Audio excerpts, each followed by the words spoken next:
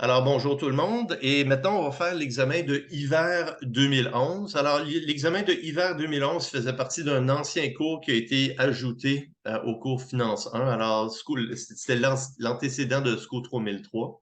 Alors, il est juste partiel, on n'a pas toute la matière de l'ancien cours, mais je l'ai mis dans votre recueil parce que c'était des exercices supplémentaires. Et vous allez peut-être remarquer que les questions n'ont pas changé en 12 ans. Alors, on est en 2023 maintenant et les questions sont quasiment identiques. Alors, question numéro 1, c'est la parité pot de call. Alors, on vous disposez des renseignements suivants sur la compagnie GE. Le prix de l'action était de 20 dollars. Le strike, alors le prix d'exécution de l'option est de 25, alors K est égal à 25, S est égal à 20.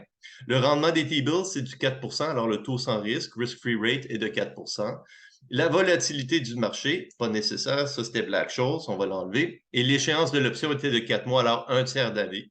Le prix du call, on vous le donne, c'est 4,20. Alors, selon la parité pot de call, alors, selon la parité pot de call, déterminer le prix d'une option de vente, un put de GE. Alors, la parité pot de call dit qu'un put protectif, c'est-à-dire acheter une action et acheter un put pour protéger cette action, est équivalent à un call fiduciaire. Donc, acheter un call et d'acheter une obligation, un bon du trésor avec une valeur nominale égale au strike du put et du call, avec une échéance égale à celle du call et du put. Alors, un call fiduciaire est égal à un put protectif. Donc, le prix du put plus le prix de l'action est égal au prix du call plus la valeur escomptée de la valeur nominale de l'obligation. Donc, si j'isole le put, acheter un call, acheter une obligation et shorter ou une vente à découvert d'une action, c'est la valeur sans arbitrage ou prix sans arbitrage du put. Et ça nous donne 8,88. Donc, supposons que le prix sur le marché du put est égal à 9 il y a 12 cents à être fait. Alors, un point pour le 12 cents. Alors, comment est-ce qu'on le fait? On vend le plus cher, on achète le moins cher. Donc, on est capable de synthétiser un put pour 8,88 en achetant un call, achetant une obligation et en shortant une action. Donc, on veut acheter le moins cher, le put synthétique, et on veut shorter le plus cher, le put réel. Donc, je short le put, alors je short le put réel et j'achète le put synthétique pour mes 12 cents. Comment est-ce que je fais ça? Alors, je short le put réel et je reçois 9 dollars. J'achète le call et je paye 4,20. J'achète l'obligation pour sa valeur actuelle. Alors, dans 4 mois, je vais recevoir. Oh, OK, on va changer ça.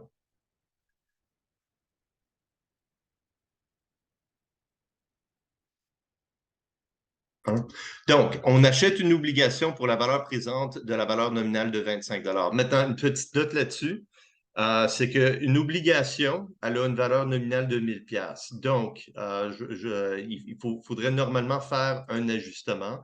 Mais à moins d'avis contraire, vous pouvez tout simplement assumer la valeur nominale d'une obligation de 25 et je short l'action pour 20 Donc, je reçois 20 Donc, je reçois 9 et 20, je reçois 29 sur mes ventes et je paye 28,88 sur mes achats. D'où vient mon 12 cents? Maintenant, une question que j'aime poser depuis quelques années, c'est que la question C, par la suite, je dis, si à échéance, le prix de l'action est à 30 quels sont les flux monétaires? Alors, quoi qu'arrive, à n'importe quel prix de l'action, par la suite, tu es long un put et tu es short un put, donc net, tu n'as aucune position. Donc, le prix de l'action peut avoir n'importe quel prix à échéance, ton cash flow net va être de zéro. À un examen, qu'est-ce que je demande? Tout ce qui est ici, pour avoir les points, tout ce qui est ici est nécessaire. Je veux juste donner la moitié des points si on met long un put, short un put synthétique ou vice-versa. Le profit est généralement une scène, un point. Alors, si tu as une question, si toute la question 2 valait 10 points, tu aurais juste un point pour le profit et tu aurais peut-être 2 points sur 4 ou 2 points sur 5 pour la ligne qui est ici. Pour avoir tous les points, j'ai besoin des 4 transactions et du cash flow pour cette transaction. Alors, question numéro 2. Alors, le taux de change entre le dollar australien et l'euro est à 0,70. Alors, la cote directe du dollar, alors 1 dollar vaut 70 cents. La cote indirecte, ce serait la cote, la valeur de l'euro. Alors, si je te dis la cote directe du dollar, c'est la cote indirecte de l'euro. Et si je te dis la cote indirecte du dollar, c'est la cote directe de l'euro. Alors, cote directe, quelle est la valeur de ma monnaie? Alors, moi, je suis un Australien. Ma monnaie vaut 70 cents européenne. Il existe un contrat, un forward d'un an sur un taux à 0,73 et le taux d'intérêt des obligations est de 5 en Australie et de 6 en Europe. Donc, on assume 1 de plus d'inflation en Europe et donc, en théorie, l'euro devrait d'évaluer de 1 pendant l'année vis-à-vis le dollar australien. Donc, quel est le taux sans arbitrage dans un an? Alors, la cote indirecte. Alors, quel est le taux sans la cote indirecte du dollar? C'est quelle est la valeur de mon dollar? Et la cote indirecte, c'est l'inverse. Alors, ce serait 1 sur 0,70, c'est la valeur de l'euro. Donc, 1 dollar australien vaut 70 eurocents. Alors, dans la prochaine année, le dollar australien, il va avoir 5 alors, si on a euh, alors, tout ce qui est acheté en Australie va coûter 5 de plus. Alors, si tu prendrais 1 dollar australien aujourd'hui, ça te prendrait 1,5 dans une année. Et il y a 6 d'inflation en Europe.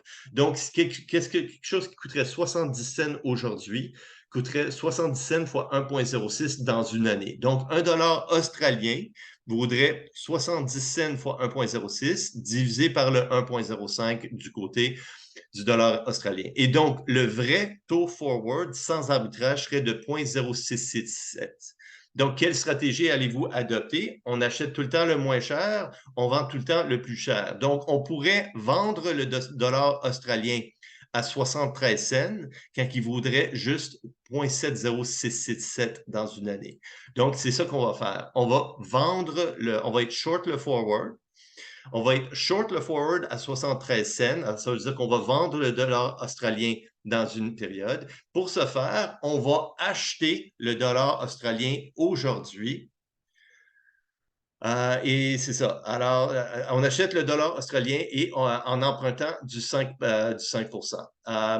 Non, pas en empruntant du 100, en shortant un 70 cents européen à du 6%. Donc, aujourd'hui, j'ai un dollar australien qui fait du 5%. J'ai emprunté 70 cents européennes à du 6% et je m'engage dans une période à vendre mon dollar australien à 73 cents en euros et je vais fermer mes deux positions initiales.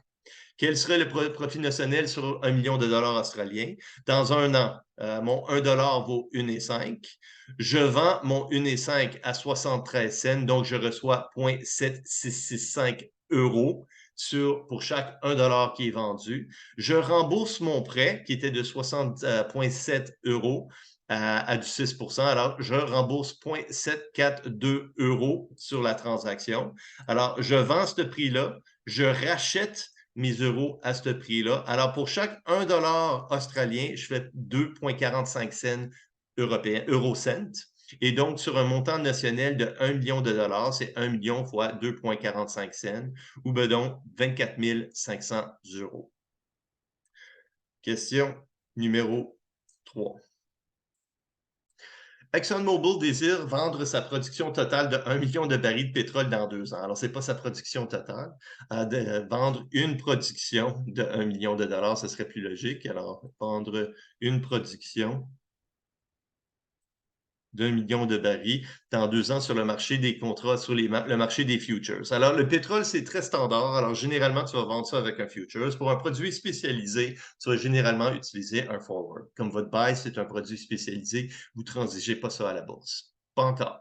Le prix du pétrole est actuellement à 90 le baril. Un contrat existe à ce prix. Alors, il y a un futures qui te permettrait de vendre dans 2 ans ton pétrole que tu n'as même pas encore produit, mais tu peux le vendre dans 2 ans pour 90 le baril. Un contrat existe à ce prix.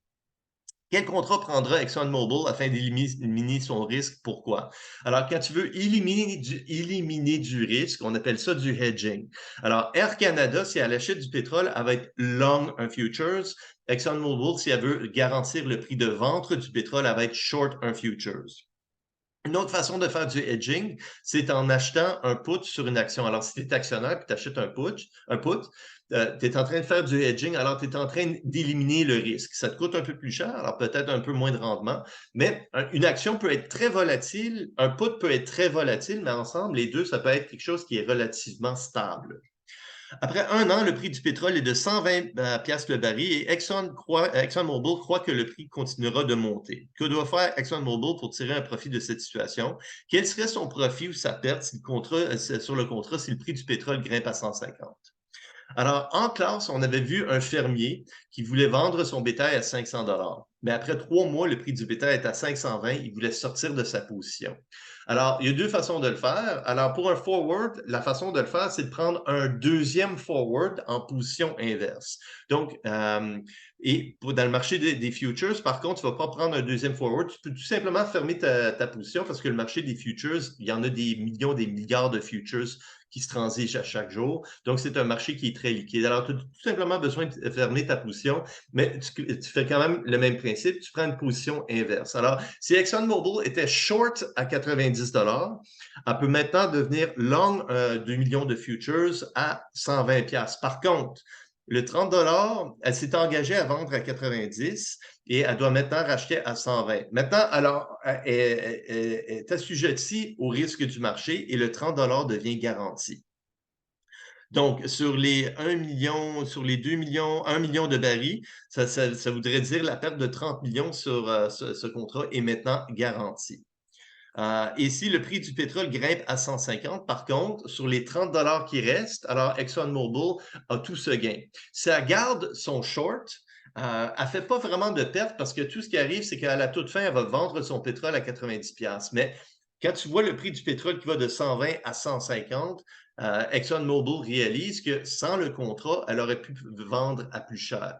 Donc, elle s'est engagée à vendre à 90, le prix est allé à 150 et 60 $ supplémentaires, 60 millions de dollars sont restés sur la table. Mais pour ExxonMobil, elle voulait juste hedger son risque, enlever le risque.